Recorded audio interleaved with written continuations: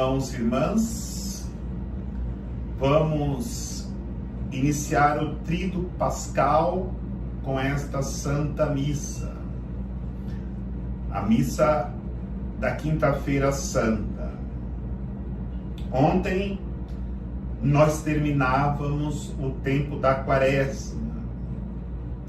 No período da manhã de hoje, foi rezada a Missa dos Santos Óleos, onde os bispos, nas suas catedrais, abençoou os óleos do crisma, da unção dos enfermos e do batismo, que serão usados nas paróquias para ministração dos sacramentos. E também os padres renovaram o seu compromisso sacerdotal diante do bispo. E agora, à noite, rezamos a missa da Quinta-feira Santa. A liturgia da palavra nos propõe os seguintes textos para reflexão. Êxodo, o livro do Êxodo, capítulo 12, versículo de 1 a 8, e depois de 11 a 14. O salmo responsorial é o Salmo 115. Vamos segunda leitura, 2 Coríntios, capítulo 11, versículos de 23 a 26.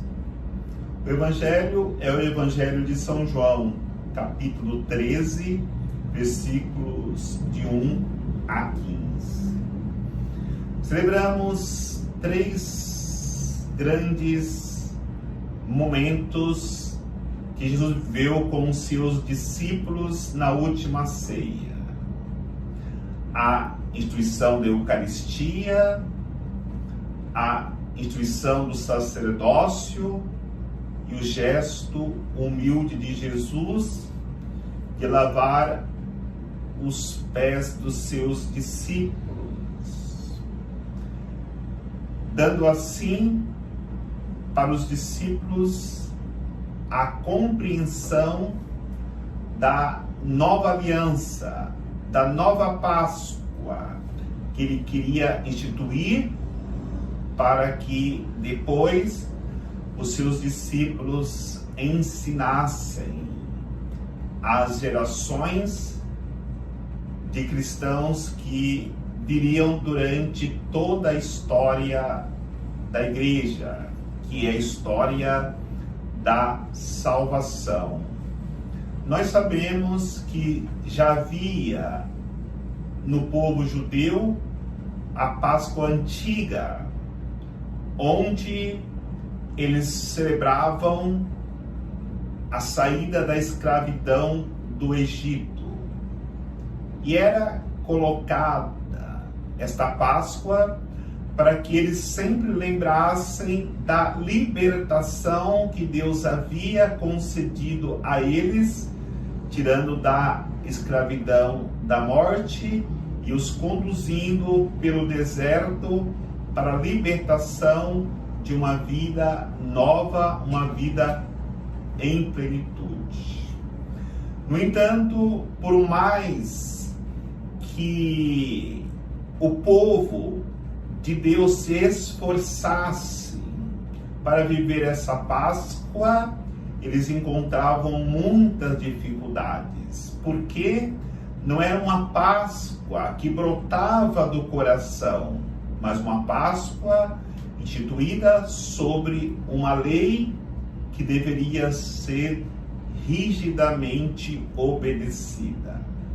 Embora a Páscoa antiga tenha uma grande semelhança com a nova Páscoa que Jesus instituiu com a sua presença no meio da humanidade, naquele momento que ele se reuniu para a última ceia com os seus discípulos.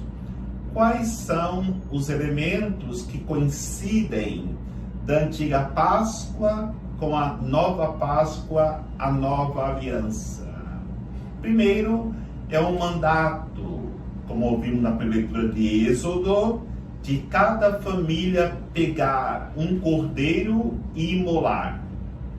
É claro que na nova Páscoa, o cordeiro que seria imolado seria Jesus.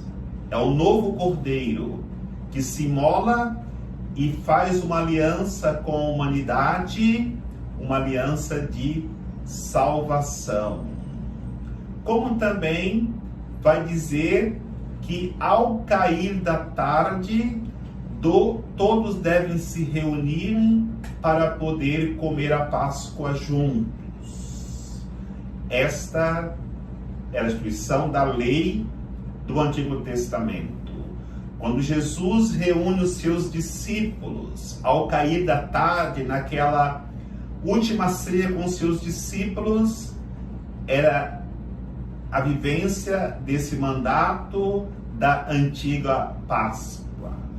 Hoje nós nos reunimos também ao cair da tarde na missa vespertina para podermos viver a nossa Páscoa, a Páscoa da nova aliança. E a antiga Páscoa dizia que eles deveriam convidar para participar os seus vizinhos. E assim faziam, todos juntos celebravam com alegria a libertação que eles haviam recebido de Deus, recordando o tempo da escravidão no Egito. Hoje também nós somos chamados a chamar os nossos vizinhos para irem à missa conosco, para participar desse momento tão sublime de vivermos a nossa introdução no tríduo pascal. E também pedia que cada família pegasse o sangue do cordeiro e untasse os umbrais das portas das suas casas, que quando o anjo exterminador fosse passar pelas casas, as casas que tivessem untadas com o sangue do cordeiro, não iria perecer o primogênito. O mal não entraria naquela casa.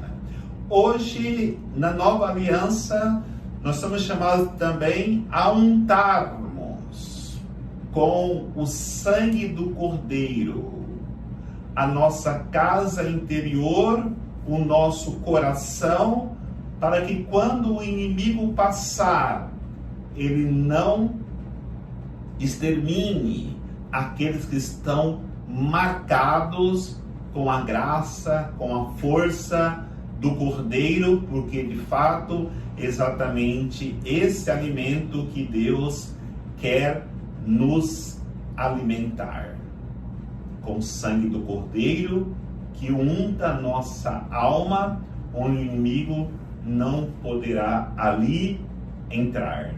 E aí Jesus com os seus discípulos mostra para eles esta grande lição de se doar. Tomai e comei, isto é o meu corpo que é entregue por vós. No final da ceia, ele pega o cálice e diz: tomai e bebei, este é o cálice do meu sangue que é derramado por vós. Jesus, ele quer alimentar a sua comunidade.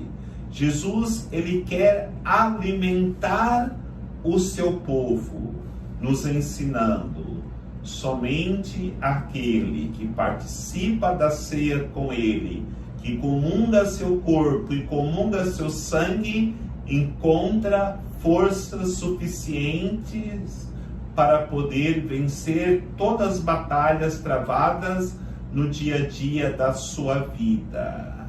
Mas temos que nos deter na grande lição que nos é dada por Jesus Cristo. Nós sabemos que temos 4 evangelhos: São Mateus, São Marcos, São Lucas e São João. Nos 3 primeiros evangelhos tem pormenorizada a narração da última ceia, onde Jesus apresenta o pão e dá para os seus discípulos como seu corpo, e seria um memorial perpétuo. A mesma coisa ele faz com o seu sangue. No entanto, no Evangelho de São João, que é o Evangelho dos sinais, diferente dos outros 3 evangelhos, não se tem a narração pormenorizada da instituição da Eucaristia. Nós temos todo o capítulo 6 que fala do pão da vida. Nós temos dos capítulos 17 a 21 que fala da unidade, que fala do sacerdócio, mas pormenorizada nós não temos a narração da Eucaristia instituída. Muitos teólogos, por muito tempo, acharam que São João havia esquecido de narrar a instituição da Eucaristia com a consagração do pão e a consagração do vinho. Mas, na realidade, sendo o Evangelho de São João o Evangelho dos sinais, se descobriu que João não esqueceu. Muito pelo contrário, o lava-pés, a narração do lava-pés é de fato o sinal que São João deixou para narrar a instituição da Eucaristia. E a humildade como serviço leva Jesus a ordenar os seus discípulos, os seus apóstolos, para depois renovarem esses gestos do pão e do vinho, para não com que na consagração aconteça a transubstanciação do pão no corpo de Cristo verdadeiramente, do vinho no sangue de Jesus verdadeiramente. Por isso que no final da consagração, Jesus diz para os seus apóstolos: fazei isto em memória de mim. Quando ele fala esta frase, é o momento que ele institui o sacerdócio. É no momento que ele ordena os seus apóstolos para fazer com que a Eucaristia se torne presente quando um sacerdote legitimamente ordenado impõe as suas mãos sobre as espécies, que é fecundada pelo Espírito Santo, e ali está verdadeiramente o corpo de Cristo. Ali está verdadeiramente o sangue de Cristo. E no momento que Jesus procura mostrar a importância desse gesto para os seus discípulos, ao se abaixar para lavar os pés deles, Pedro disse: não, Senhor, não deixarei que o Senhor lave os meus pés. Na verdade, esse gesto de lavar os pés era muito comum entre os escravos. Quando os seus senhores chegavam de viagem da rua, tinha aqueles servos que eram os mais desprezíveis, que não tinham condições de fazer serviços maiores, que eram designados para lavar os pés dos seus senhores. E Jesus se apresenta assim, como esse servo que se agacha para lavar os pés dos seus discípulos. Então, nesse momento, Jesus ensina: quem quiser ter comunhão com Ele, quem quiser se unir a Ele, deve se rebaixar e lavar os pés dos irmãos.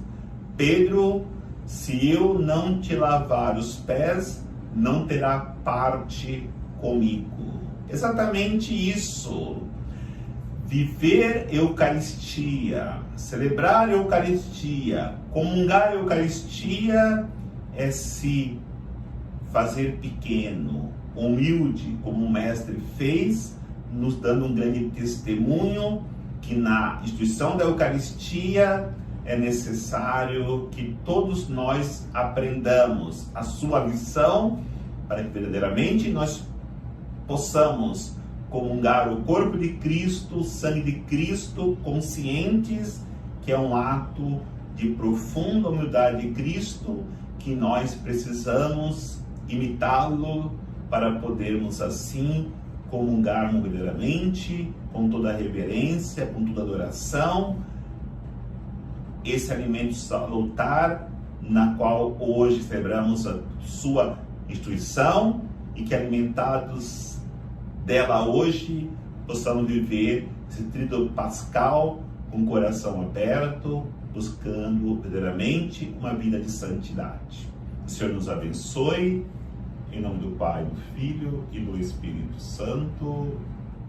Amém.